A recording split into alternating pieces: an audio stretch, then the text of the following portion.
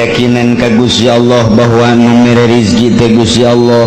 Keyakinan ka Gusti Allah bahwa ajal teh ti Gusti Allah, lain ku sebab tabrakan, lain ku sebab rapi, lain ku sebab tsunami ajal tamah mantep.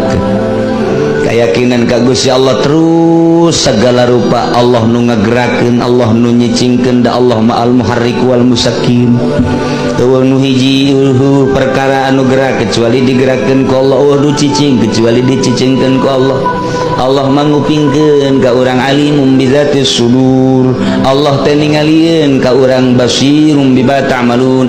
Allah teh nu ngagerakeun urang terus diyakinkeun kaluarkeun kayakinan anu salah. Contona urang teh boga combong teh ieu teh lamun combong diasupkeun ke kana cai diinumkeun ka itu awewe eta awewe teh bakal kabungbelengan ka urang edan.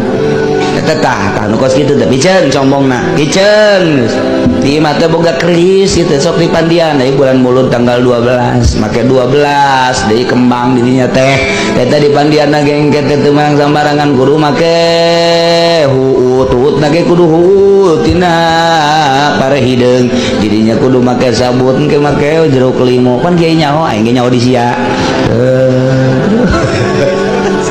dipandian eta teh engke teh ieu teh boga mantak keris kieu kita tak kayakinan ka situ piceun jeung keris-kerisna golokna piceun batuna piceun ieu teh anti tembak piceun ieu teh anti piceun izin Allah